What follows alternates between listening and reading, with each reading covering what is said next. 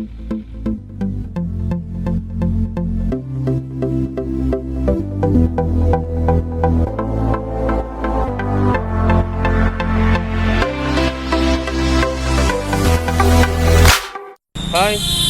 ഏവർക്കും പുതിയൊരു വ്ളോഗിലേക്ക് സ്വാഗതം. ഞാനിപ്പോഴും വീണ്ടും ജയ്പൂർ തന്നെയാണ്. എന്തായാലും ഇന്ന് ജയ്പൂരിൽ നിന്ന് മാറി പഞ്ചാബിലേക്ക് ചേക്കാറാൻ വിചാരിച്ച ദിവസമാണ്. ഇവിടുന്ന് ഇനി അടുത്ത് പോകാനുള്ളത് പഞ്ചാബിലെ അമൃത്സറിലേക്കാണ്. പക്ഷേ ഇവിടുന്ന് എന്തായാലും അമൃത്സറിൽ ഇന്ന് എത്താൻ കഴിയില്ല. ഇവിടുന്ന് 700-ലധികം കിലോമീറ്റർ ഉണ്ട് അമൃത്സറിലേക്ക്. അങ്ങനെ ഞാൻ ഏകദേശം കിടന്ന് എണീക്കാൻ വൈകിപ്പോയി. എണീറ്റ് നോക്കുമ്പോൾ ഏകദേശം 8 മണി കഴിഞ്ഞു, 8:30 കഴിഞ്ഞു, 9 മണിക്ക് യാത്ര തുടങ്ങാൻ പറ്റുള്ളൂ. പിന്നെ ഈ കനത്ത വെയിലിൽ റൈഡ് ചെയ്യണ്ടേ എന്ന് കരുതി പിന്നെ കുറച്ചും കൂടി കാര്യങ്ങൾ ഇവിടെ ചെയ്യാനുണ്ട്. അതിൻ്റെ എനിക്ക് കുറച്ച് പേഴ്സണലി കുറച്ച് കാര്യങ്ങൾ ചെയ്യാനുണ്ട്. അലക്കാനുള്ള കുറച്ച് സാധനങ്ങളിട്ട് ഉണങ്ങാത്തതുണ്ട്. പിന്നെ കുറച്ചുകൂടി അഡീഷണൽ വർക്ക്സ് ഉണ്ട്. പേഴ്സണലായിട്ട് കുറേ കാര്യങ്ങൾ ചെയ്യാനുണ്ട്. അപ്പോൾ ഞാൻ വിചാരിച്ചു ഇനിയിപ്പോൾ എന്തായാലും ഇന്നൊരു ദിവസം കൂടി ഇവിടെ സ്റ്റേ ചെയ്യാം. നാളെ നേരത്തെ എണീച്ച് യാത്ര പുറപ്പെടണം. ഒരു 5 മണിക്കുള്ളിൽ എണീറ്റ് 6 മണിൻ്റെ മുമ്പായിട്ട് യാത്ര പുറപ്പെടുന്ന രൂപത്തിൽ ഇവിടെ നടക്കണം. അപ്പോൾ അതിനുള്ള പ്ലാനിലാണ്. അപ്പോൾ എന്തായാലും ഇപ്പോൾ സമയം 10-10:30 ഞാൻ ഭക്ഷണം പോലും കഴിച്ചില്ല. ഭക്ഷണം കഴിക്കാൻ വേണ്ടി ഇങ്ങോട്ട് സ്ട്രീറ്റിലേക്ക് ഇറങ്ങിയാണ്.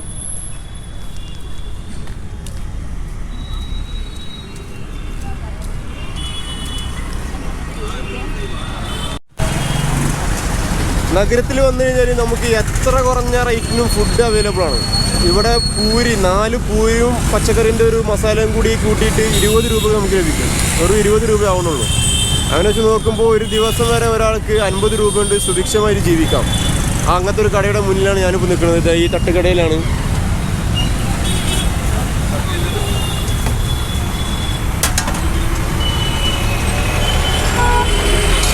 രാവിലെയൊക്കെ ഇവിടെ നല്ല തിരക്ക് തന്നെയാണ്. കൂടാതെ രാത്രി കഴിഞ്ഞാൽ ആ ഭാഗത്ത് കാണുന്ന ഭാഗത്തൊക്കെ വേറെയും കുറേ തട്ടുകൾ, പാനിപ്പൂരി തുടങ്ങിയ വേറെയും കുറേ തട്ടുകളുണ്ട്, പ്രവർത്തനം ആരംഭിക്കും. എന്തായാലും ഇതിവിടെ ഉള്ളത് വലിയൊരു അനുഗ്രഹമാണ്. നമുക്ക് ചിലവ് അത്രയും കുറക്കണം. ഭക്ഷണമാണ് ഒരു ഭാഗത്ത് പോയാൽ വലിയ റേറ്റ്. കാരണം വലിയ പ്രശ്നമില്ല, ഭക്ഷണം വലിയ കേടില്ലാത്ത ഭക്ഷണമാണ്. നല്ല സ്വാദിഷ്ടമായ വിഭവം തന്നെയാണ്. ഇതിൻ്റെ ഇപ്പുറത്തൊക്കെ ഹോട്ടലിലൊക്കെ മെനു ഒക്കെ വായിച്ചൊക്കെ അറിയാൻ പറ്റും. എല്ലാത്തിനും നല്ല റേറ്റാണ്. 100, 150, 200, 300 വരെ പോകും. ഒരു ബിരിയാണി, നല്ലൊരു ബിരിയാണി കഴിക്കുന്നത് തന്നെ 300-350 രൂപ ഇപ്പോൾ ചിക്കൻ ബിരിയാണിക്കൊക്കെ ഹോട്ടലിൽ. എന്തായാലും ഇവിടുന്ന് 4 പൂരിയും സബ്ജിയും കഴിച്ചിട്ട് ഇന്നത്തെ ദിവസം തുടങ്ങാം.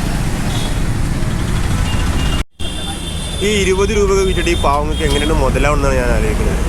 ഇവിടെ ഓരോ ഹോട്ടലിലൊക്കെ എത്ര വില കൂട്ടിയിട്ട് നമുക്ക് വില കണ്ടാൽ തന്നെ അന്തം വിടും. അത്ര റേറ്റ്. നമ്മുടെ നാട്ടിൽ തന്നെയൊക്കെ 3 ഇരട്ടിയൊക്കെ വില കൂട്ടി വിളിക്കുന്ന സ്ഥാപനങ്ങളുണ്ട് ഇവിടെ. അപ്പം ഞാൻ നേരത്തെ പോലെ ഒരു ബിരിയാണിക്കൊക്കെ 400, ചിക്കൻ്റെ ചെറിയ ഫ്രൈ ഒക്കെ ഉണ്ടെങ്കിൽ അതിനൊക്കെ 400, 500, എല്ലാത്തിനും വലിയ റേറ്റ് വിൽക്കണ മാരകമായ ഹോട്ടലുകളുണ്ട്. അമിത ലാഭം എടുത്തിട്ട് ഇവിടെ പാവപ്പെട്ടൊരു ജനങ്ങൾക്ക് നല്ല ഭക്ഷണം കുറഞ്ഞ പൈസ കിട്ടിക്കോട്ടെ എന്നും കരുതിയിട്ടാണ് ഇതിങ്ങനെ നടത്തിക്കൊണ്ടുവന്നത്. പൂരിയിൽ 1 പൂരി എത്തിയിട്ടുണ്ട്. അതിലേക്ക് കഴിക്കുന്ന സബ്ജിയാണ്. ഇനി ഇതുപോലത്തെ 3 പൂരിയും കൂടെ അവിടെ ഉണ്ടായിക്കൊണ്ടിരിക്കുന്നുണ്ട്. ചൂടുള്ളത് വന്നാൽ ഇതിലേക്ക് കൊണ്ട് കൊണ്ടുവന്നത്. ശരി,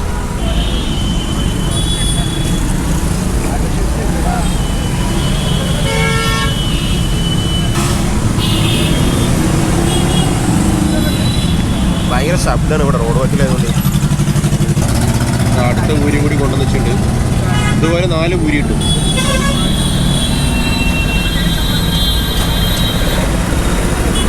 പൂരി കൂടാതെ ഇവിടെ വേറെയും കുറേ വിഭവങ്ങളുണ്ട്. ഭട്ടൂര എന്ന് പറഞ്ഞൊരു വിഭവമാണിത്. ഇതിന് 15 രൂപയാണ്. ഇതിൻ്റെ കൂടെ കഴിക്കാൻ വേറെ മസാല കൂട്ടി വരും. ഇതിനാലും ഉഷാറാവും ഇവിടുത്തെ കാര്യം.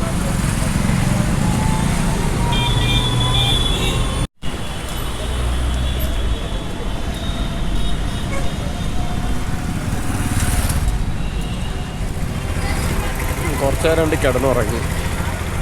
ഇന്നലെ ഒന്നും അധികം നേരം ഉറങ്ങിയിട്ടില്ല. മെയിനായിട്ട് ഈ വീഡിയോ എഡിറ്റിംഗ് ഇതിനൊക്കെ വേണ്ടി ചില സമയത്ത് കൂടുതൽ അധികം സമയം എടുക്കുന്നുണ്ട്. ഇടയ്ക്ക് ഇങ്ങനെ ക്രാഷാവും, എക്സ്പോർട്ടിങ് ക്രാഷാവും, എന്തെങ്കിലുമൊക്കെ അറേസ് വരും. വീണ്ടും ചെയ്ത പണി പിന്നെ ചെയ്യേണ്ടി വരും.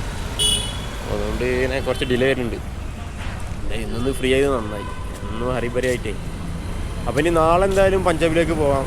നാളെ പഞ്ചാബിലേക്ക് നേരത്തെ ഇനി തന്നെ യാത്ര തുടങ്ങും എന്തായാലും. പിന്നെ ഞാൻ താമസിക്കുന്ന ഇവിടെ ഹോട്ടലിൻ്റെ മുന്നിലായിട്ട് ഒരു ഹാൻഡിക്രാഫ്റ്റിൻ്റെ ഷോപ്പുണ്ട്.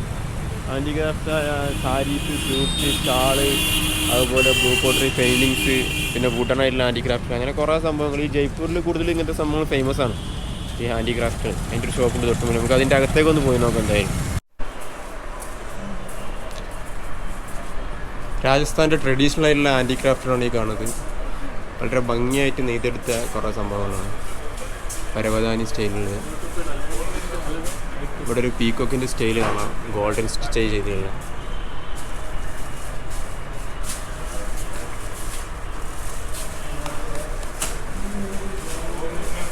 വളരെ മാഗ്നിഫിഷ്യൻ്റായ കളേഴ്സിലാണ് ഇതൊക്കെ ചെയ്തിട്ടുള്ളത്.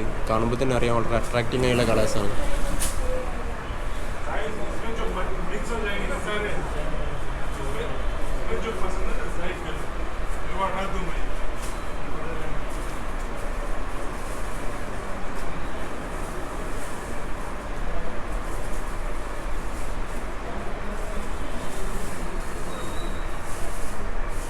രാജസ്ഥാൻ ടൂറിസം ഇതിനെ നന്നായിട്ട് പ്രൊമോട്ട് ചെയ്യുന്നുണ്ട്. ഈ കരകൗശല വിദ്യ ആണെങ്കിലും അതുപോലെ ഈ ഇത്തരത്തിലുള്ള ഡ്രോയിങ്സ് ആണെങ്കിലും അതിനെ വളരെയധികം രാജസ്ഥാൻ ഗവൺമെൻറ് പ്രൊമോട്ട് ചെയ്യുന്നുണ്ട്. ഇതേപോലെ അതിൻ്റെ മുകളിലെ ഒരു ഭാഗത്താണ് എത്തിയിട്ടുള്ളത്. ഇവിടെ പലതരത്തിലുള്ള കരകൗശല വസ്തുക്കൾ കാണാൻ കഴിയും.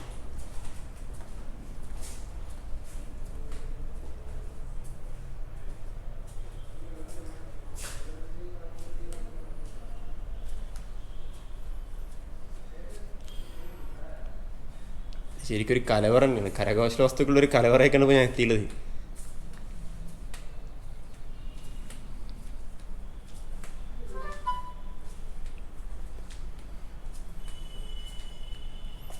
ഗണപതി വിഗ്രഹം, അതുപോലെ ചിരിക്കുന്ന ബുദ്ധൻ.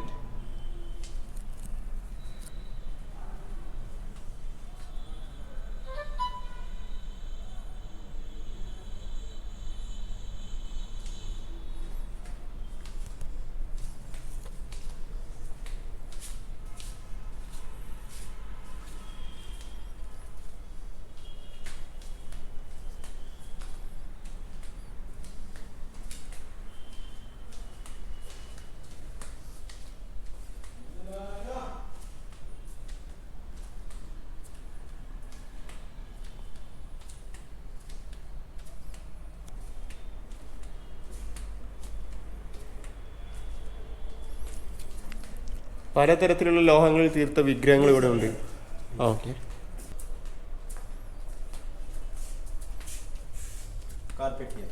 കാർപ്പറ്റ്. കാർപ്പറ്റിൻ്റെ ഒരു ഏരിയയാണ്.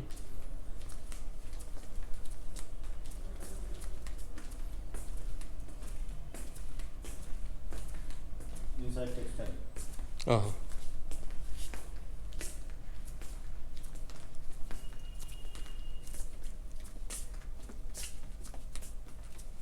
രാജസ്ഥാൻ്റെ ട്രഡീഷണൽ ആയിട്ടുള്ള വസ്ത്രങ്ങളും കാർപ്പറ്റുകളുമാണ് ഇവിടെ ഉള്ളത്. ഇത് രാജസ്ഥാൻ കാണാനെത്തുന്നവർ ഇതൊന്നും മിസ് ചെയ്യാൻ പാടില്ല. രാജസ്ഥാൻ കാണാനെത്തുന്നവർ ഇവിടുത്തെ പാലസുകൾ, അതുപോലെ കോട്ടകൾ, ഇവിടുത്തെ ഭക്ഷണം, അതിൻ്റെ കൂടെ എക്സ്പ്ലോർ ചെയ്യേണ്ട ഒരു കാര്യം കൂടി അവരുടെ ട്രഡീഷണൽ ആയിട്ടുള്ള വസ്ത്രങ്ങൾ, കരകൗശല വസ്തുക്കളൊക്കെ. എന്തായാലും ഒരുപാട് കളക്ഷൻ ഇവിടെ ഉണ്ട് ഇതിൻ്റെ അകത്ത്. നമ്മളെ വാങ്ങാൻ കഴിയുന്നില്ല എന്നുണ്ടെങ്കിൽ വന്ന് കാണുകയെങ്കിലും ചെയ്യാം ഇവിടെയൊക്കെ.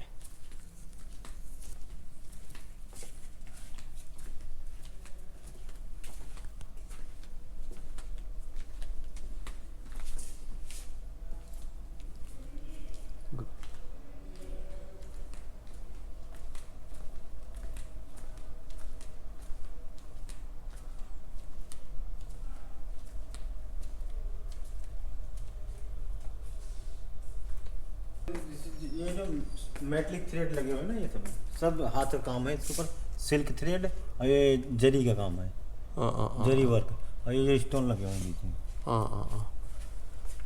ഓക്കെ, സ്റ്റോൺ വർക്കും ജ്വല്ലറി വർക്കും ചെയ്ത് സിൽക്ക് കൊണ്ട് നെയ്തെടുത്ത ഒരു പരവതാനിയാണിത്.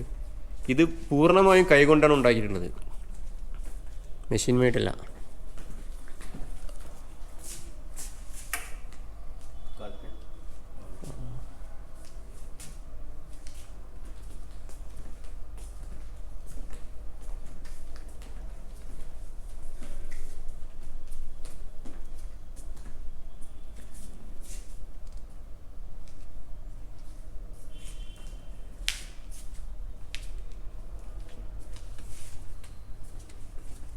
അവിടെ ഒരു ഊഞ്ഞാലുണ്ട്, മരത്തിൽ കൊത്തി ഉണ്ടാക്കിയൊരു ഊഞ്ഞാലുണ്ട് അവിടെ.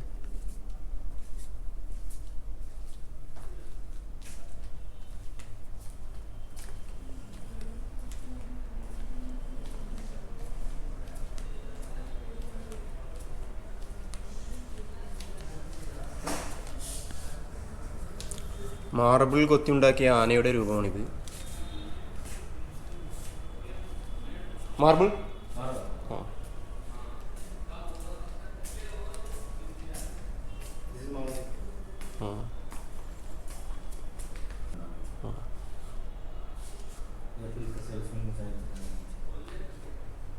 मार्बल है, മാർബിൾ ഉണ്ടാക്കിയൊരു കുഞ്ഞു താജ്മഹലിൻ്റെ മാതൃകയാണ്. മക്രാന മാർബിൾ. വളരെ സൂക്ഷ്മമായ വർക്കാണ് ചെയ്തിട്ടുള്ളത്.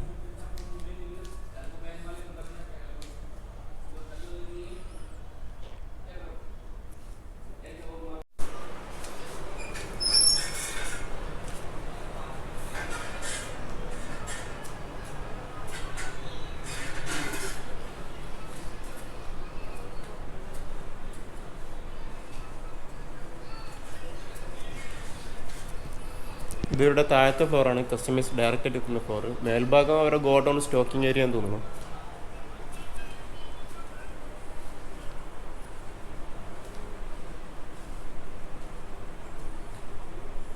ഇതെല്ലാം മാർബിൾ നിർമ്മിച്ചിരിക്കുന്ന വിവിധതരം വിഗ്രഹങ്ങളാണ്.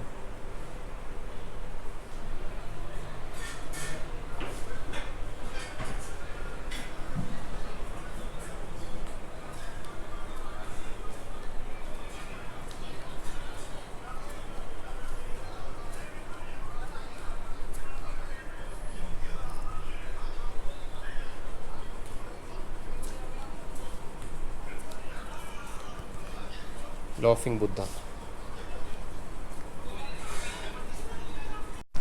കരകൗശല വസ്തുക്കളും പ്രതിമകളും കൂടാതെ ചെരുപ്പ്, വസ്ത്രങ്ങൾ തുടങ്ങിയവ ഇവിടെ ലഭ്യമാണ്. ഇത് പ്യൂറായിട്ടുള്ള കോട്ടൻ്റെ വസ്ത്രമാണ്.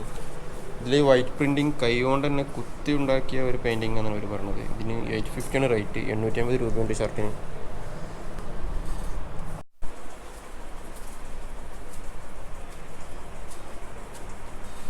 വിവിധതരം പെയിൻറ്റിങ്സുകളാണിത്. ഒന്നും പ്രിൻ്റഡ് അല്ല, ശരിക്കും ചെയ്ത വർക്കുകൾ തന്നെയാണ്.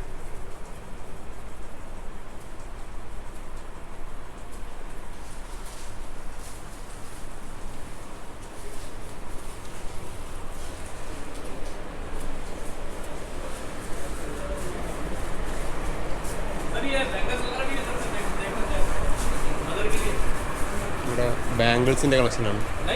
പലതരത്തിലുള്ള അട്രാക്റ്റീവുള്ള വളകളുണ്ട് ഇവിടെ.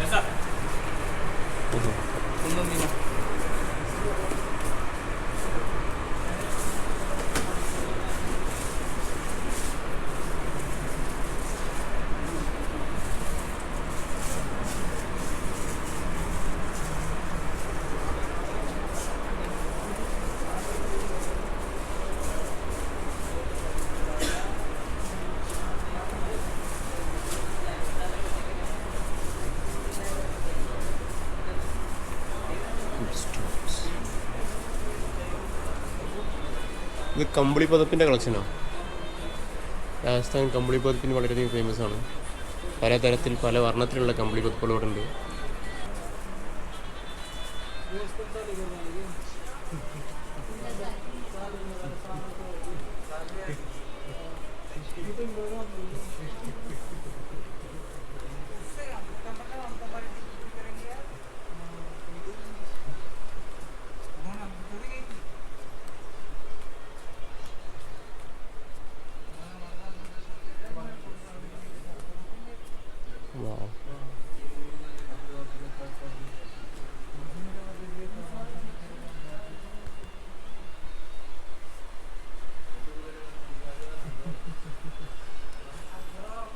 നല്ല അട്രാക്റ്റീവ് കളറിലുള്ള ബ്ലാങ്കറ്റ്, ബെഡ്ഷീറ്റുകൾ തുടങ്ങിയവയാണ് ഇവിടെ കാണാൻ കഴിയുന്നത്.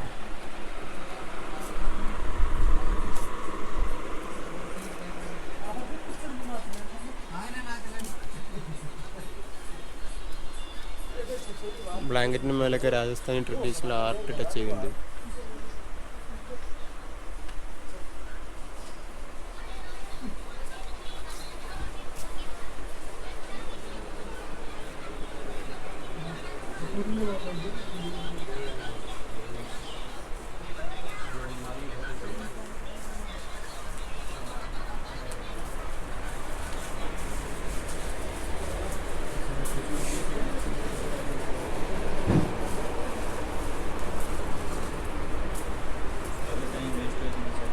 വിവിധ തരത്തിലുള്ള ഷാളുകളാണ്.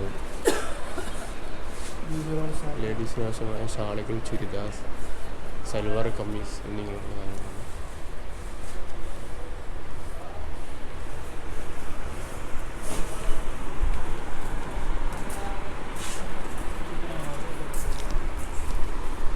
ഇവിടുത്തെ മാനേജർ അടുത്ത് നിന്ന് പ്രത്യേകം പെർമിഷൻ എടുത്തിട്ടാണ് ഷൂട്ട് ചെയ്തിട്ടുള്ളത്. ആദ്യം ക്യാമറയിട്ട് കയറിയപ്പോൾ സമ്മതിച്ചില്ല. അവിടെ ഞാൻ ഗേറ്റിൻ്റെ അവിടെ നിന്നിട്ട്, അതായത് റോഡ് സൈഡിൽ നിന്നിട്ട് തന്നെ ഫോട്ടോ എടുക്കുമ്പോൾ ഒരാൾ എന്നിട്ട് പറഞ്ഞ് ഫോട്ടോ എടുക്കാൻ പാടില്ലെന്നുണ്ട്. അവസാനം അകത്തേക്ക് കയറി മാനേജറുടെ കയ്യിൽ നിന്ന് പെർമിഷൻ വാങ്ങിയതിന് ശേഷമാണ് ഷൂട്ട് ചെയ്തിട്ടുള്ളത്. എന്തായാലും ഇതിനകത്ത് കയറാനും ഇവിടെ ഷൂട്ട് ചെയ്യാനും കഴിഞ്ഞതിൽ വളരെ സന്തോഷം.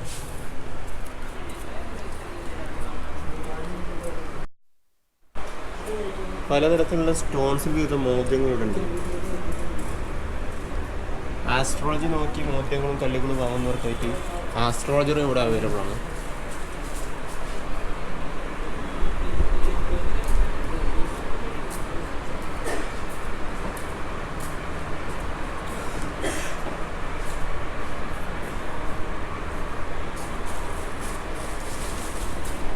അപ്പോൾ ഇന്നിനി ജയ്പൂരിൽ നിന്ന് കാര്യമായ വിശേഷങ്ങളൊന്നുമില്ല.